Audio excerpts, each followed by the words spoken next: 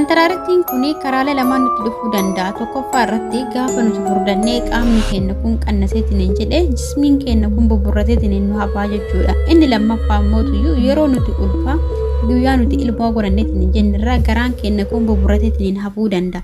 Kanaafuu furmaanni isaa yookiin immoo dawwaan isaa mana keenya keessatti akkamitti yaalamuu dandeenya? Maal fayyadamnee shantaraarittii kana ofirraa balleessuu dandeenya? Warroonni jettanii fadha deebiisaa qabadhee isin dhufeetiin jira.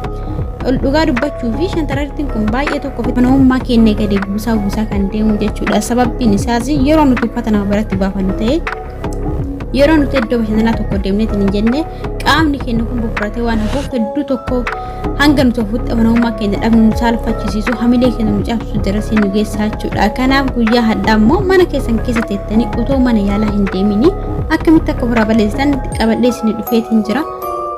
Xumura viidiyoo kanatti ilaaluun dagatina. Warroonni chaayinaala kanaaf haaraa taatan immoo anaa dhufu baga nagaadhaan dhuftanii chaayinaalli kun chaayinaala keessanii laayik sabskiraayib koomentiidhaan gaafii yookiin yaada qabaatan jala barreessuun irraanfatinaadha. Asumaan gama viidiyoo kanatti seenaa viidiyoo kana immoo hamma xumuraatti ilaaluudhaan akka fayyadamtaniitiin fayyaa irraa argattan abdii guutuun qaba. Galatooma ulfaadhaa gara viidiyootti.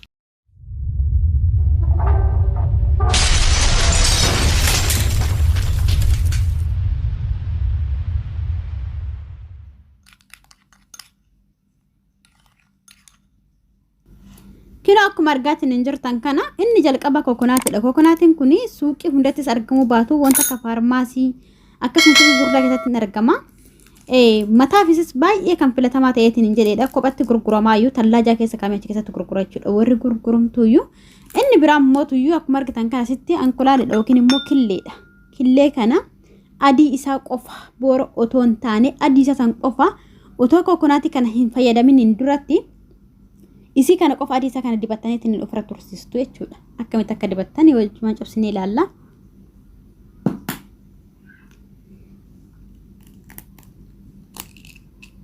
An kan barbaadu adii isaa kana qofaadha. Boora kana immoo irraa hambistan.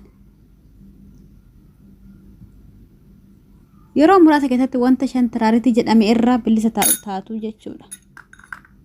Isa kana waan hin barbaanneef adii qofaatti kan fayyadamuu dandeessan. Hedduu sirriitti waliin geettanii akka inni sirriitti hoomachaa jechuudha.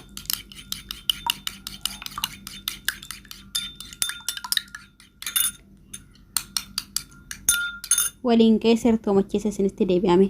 Maankaa tokko immoo sukkaaratti dabalattu. Bifama dagalin ture. Maankaa tokko qofa sukkaaratti dabalattanii jechuudha. Killee kanatti. Amma immoo waliin ga'een isinitti deebi'a. Kinoo killeen keenya akkasitti walgeetti jira sirriitti boorateetiin sirriitti hoomachaa jira jechuudha. Isinitti mul'atee yaada hoomachaa jira sirriitti hoomachaa jira. Erga inni akkanatti hoomachaa killee fi sukkaara sirriitti erga walitti geettanii booda garaa keessan yookiin immoo harka keessanii gara kanneen isinitti bahuu danda'a. Karaa sarbaa kanneen isinitti bahuu danda'a. Bakka shantaraarittii qabdan hundatti dibattu sirriitti dibattanii akkuma suuraa irratti argaatanii jirtan kana erga waliin geettanii booda daqiiqaa 30 yookiin sa'a tokko ofirra tursiistan. Sa'a tokko erga isinirra ture inni sun isinirratti goggogeetiin hin jedhee booda isan ofirraa kaastanii inni akka maaskititti isinitti qabata waan ta'eef achi booda kokonaatii kana dibattu jechuudha. Isinitti mul'atan kokonaatii kana fayyadamtan. Kokonaatii kana sirriitti dibattaniitiin yookaan irraaftanii yookiin deemtanii rakkoon qabu sa'aatii 24 boodallee kokonaatiin kun waan baay'ee foolii hin qabnee fi yookiin ganama kaatanii dhiqattu harkaan dibattanii bultanii ganama kaataniitiin dhiqattu jechuudha. Inni biraan mootu iyyuu girfaadha. Girfaa yookiin immoo qimamii bunatti godhatanii biyya keenya keessatti bunatti fayyadamu. Isaa fi zayituun walitti buustanii erga killee kana akkanatti dibattanii geessitanii booda isa san dibattu jechuudha. Erga killee kana geessitanii booda isa san fayyadamtan. Yeroo muraasa keessatti torbee lama akkas booda shantaraarittii waan jedhamu hunda jismii keessan irraatti dhabdu jechuudha. Kanaafuu bifa kanaatiin fayyadamaan isiniin jedha. Ulfaadha galatooma. Warroonni chaayinaala kanaaf haaraa taatan mana dhufu baga nagaa dhuftanii laayik sabskiraayib koomentii yaada